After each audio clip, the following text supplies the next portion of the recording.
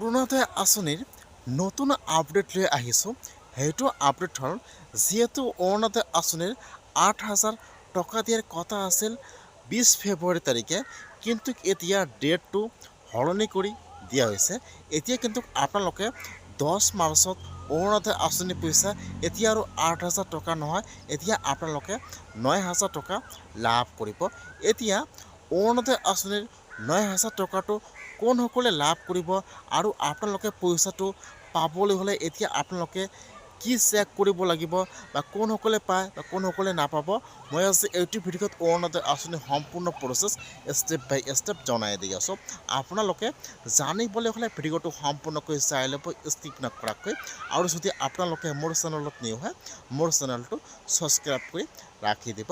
যিসকলে এইবাৰ অৰুণোদয় আঁচনি 3.0ত নতুনকৈ এপ্লিকেশ্যন কৰিছে বা যিসকলে আগৰ পৰা প্ৰতি মাহে অৰুণোদয় আঁচনি পইচা লাভ কৰি আছিল, কিন্তু জুন মাহত আৰু জুলাই মাহত অৰুণোদয় আঁচনিৰ পইচা সোমোৱা বন্ধ হৈ গৈছে বা যিসকলে প্ৰতি মাহে অৰুণোদয় আঁচনি পইচা লাভ কৰি আছে, এতিয়া কিন্তু আজি অৰুণোদয় আঁচনিৰ গুৰুত্বপূৰ্ণ আপডেট আহি গৈছে। এটা কিন্তু অৰুণোদয় আঁচনিৰ নতুন লিষ্ট মুকলি হৈ গৈছে। এতিয়া যিসকলে প্ৰতি মাহে অৰুণোদয় আঁচনি পইচা লাভ কৰি আছে বা যিসকলে অৰুণোদয় আঁচনিৰ কাৰণে এইবাৰ নতুনকৈ আবেদন কৰিছিল, এতিয়া কিন্তু সকলোৱে অৰুণোদয় আঁচনিৰ লিষ্টটো চেক কৰিব লাগিব। লিষ্টত কিন্তু বহুতো মানুহৰ EKYC সম্পূৰ্ণ নাই, সেইকাৰণে কিন্তু অৰুণোদয় আঁচনিৰ 9,000 টকাটো লাভ নকৰিব। এতিয়া আপোনালোকে ফাৰ্ষ্ট অৰুণোদয় আঁচনিৰ নতুন লিষ্টটো চেক কৰিব লাগিব যে আপোনালোকৰ লিষ্টত নামটো আহিছে নে অহা নাই। এতিয়া আপোনালোকে অৰুণোদয় আঁচনিৰ লিষ্টটো কেনেকুৱাকৈ চেক কৰিব জানি লওক। মই কিন্তু আপোনাৰ সুবিধাৰ কাৰণে অৰুণোদয় আঁচনিৰ লিষ্টটো মোৰ ডিছক্ৰিপশ্যনত দি দিছোঁ।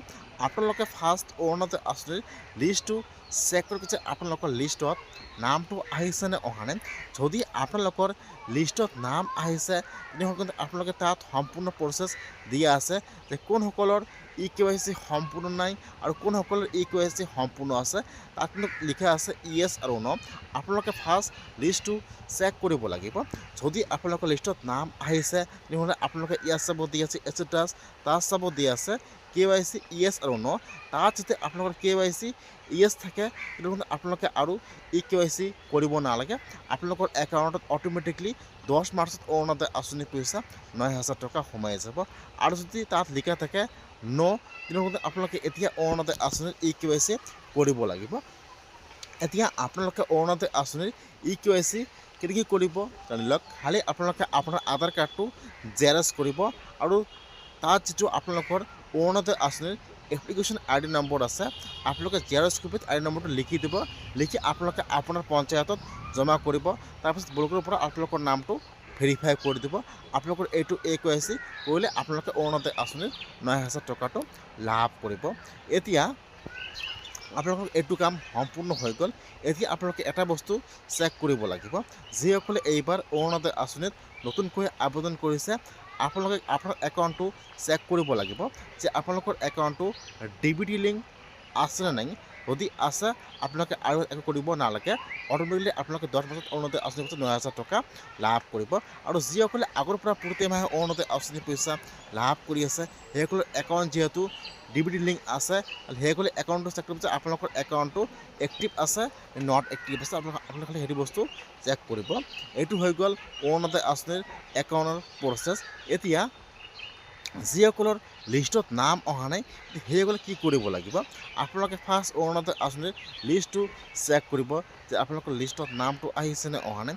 যদি আপোনালোকৰ অৰুণোদয় আঁচনিৰ লিষ্টত নাম অহা নাই, তেনেহ'লে এতিয়া আপোনালোকে অৰুণোদয় আঁচনিৰ কাৰণে এপ্লিকেশ্যন কৰিব লাগিব। ইতিমধ্যে কিন্তু আৰু অৰুণোদয় আঁচনিৰ কাৰণে নতুনকৈ এপ্লিকেশ্যন আৰম্ভ হৈ গৈছে। যিসকলৰ লিষ্টত নাম অহা নাই, সেইসকলে আজি অৰুণোদয় আঁচনিৰ কাৰণে এপ্লিকেশ্যন কৰক। যিহেতু এতিয়া বহুতো ভিডিঅ' মহিলাই অৰুণোদয় আঁচনি পাব লাগে, এতিয়ালৈকে অৰুণোদয় আঁচনি লাভ কৰা নাই। সেইসকলৰ কাৰণে আৰু অৰুণোদয় আঁচনিৰ কাৰণে নতুনকৈ এপ্লিকেশ্যন আৰম্ভ হৈ গ'ল। যিসকলে অৰুণোদয় আঁচনি পোৱাৰ যোগ্য হয়, এতিয়ালৈকে অৰুণোদয় আঁচনি পোৱা নাই, সেইসকলে আজি অৰুণোদয় আঁচনিৰ কাৰণে এপ্লিকেশ্যন কৰক। কেনেকুৱাকৈ আপোনালোকে অৰুণোদয় আঁচনিৰ কাৰণে এপ্লিকেশ্যন কৰিব মই সেইটো ভিডিঅ' অলৰেডি বনাইছোঁ মই আপোনাৰ সুবিধাৰ কাৰণে ভিডিঅ' লিংকটো মোৰ ডিছক্ৰিপশ্যনত দি দিছোঁ যিসকলে অৰুণোদয় আঁচনি পোৱাৰ যোগ্য হয় এতিয়ালৈকে অৰুণোদয় আঁচনি লাভ কৰা নাই সেইসকলে আজিয়ে অৰুণোদয় আঁচনিৰ কাৰণে আজিয়ে নতুনকৈ এপ্লিকেশ্যন কৰক নহ'লে কিন্তু আপোনালোকে অৰুণোদয় আঁচনি পইচা লাভ নকৰিব যিসকলে এইবাৰ অৰুণোদয় আঁচনিৰ কাৰণে নতুনকৈ আবেদন কৰিব সেইসকলে 10 মাৰ্চত একেলগে 9,000 টকা লাভ কৰিব সেইকাৰণে আপোনালোকে আজিয়ে এইটো চাই লওক আৰু আপোনালোকে আপোনাৰ একাউণ্টটো চেক কৰক আৰু যিসকলে নাম হোৱা নাই সেইসকলে আজি অৰুণোদয় আঁচনিৰ কাৰণে এপ্লিকেশ্যন কৰক